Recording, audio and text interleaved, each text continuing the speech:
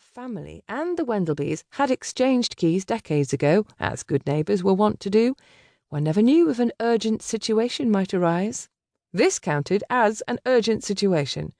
At this hour, waking the staff would take too much time.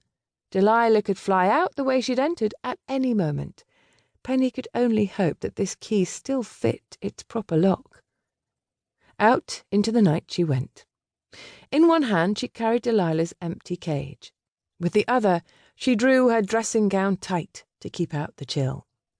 Skulking past the front door of the house, she made her way down to the servants' entrance. There, obscured by shadows, she slid the key into the lock, coaxing it past the tumblers.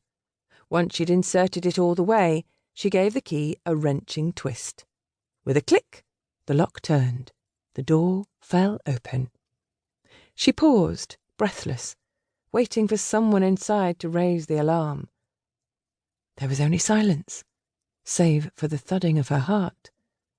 Here she was, a complete stranger to criminal activity, about to commit prowling or trespassing or perhaps even burglary, if not some combination of the three. A faint whistle from above underscored the urgency of her mission. Closing the door behind her, Penny set the birdcage down on the floor, dug into the pocket of her dressing gown, and withdrew the taper and flint she'd stashed there before leaving her house. She lit the slender candle, lifted Delilah's brass cage with the other, and continued into the house. She made her way through the servants' hall and up a flight of stairs, emerging into the house's main corridor. Penny hadn't been in this house for several years now.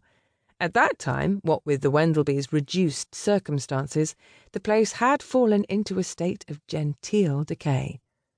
At last, she beheld the result of several months' construction. If the new owner wanted a showpiece, he had achieved one, a rather cold and soulless one in her opinion. But then she'd never been one for flash. And this house not only flashed, it blinded. The entrance hall was the visual equivalent of a 24-trumpet fanfare. Gilded trim and mirrored panels caught the light from her candle, volleying the rays back and forth until they were amplified into a blaze. "Delilah!" she whispered, standing at the base of the main staircase. "Delilah, where are you? Pretty girl?" Penny held her candle aloft and peered upward. Delilah perched on the banister on the second-floor landing. Thank heaven! The parrot shifted her weight from one foot to the other and cocked her head. "Yes, darling." Penny took the stairs in smooth, unhurried steps. "You are a very, very pretty girl. I know you're grieving your mistress and missing your home. But this isn't your house, see? No biscuits here. I'll take you back home where it's warm and cosy, and you shall have all the ginger snaps you wish. If you'll only stay right there." Just as she came within an arm's reach, the bird flapped her wings and ascended to the next landing. "Pretty girl!" Sacrificing quiet in favour of speed, Penny raced up the steps and arrived on the landing just in time to glimpse the parrot dart through an open doorway. She was sufficiently familiar with the house's arrangement to know that direction would be a blind end. She entered the room, a bedchamber with walls recently covered in lush silk damask, and anchored by a massive four-poster bed. The bed was large enough to be a room unto itself, and cocooned by emerald velvet hangings. Penny quietly shut the door behind her. "Delilah, I have you cornered now." Cornered, perhaps, but not yet captured.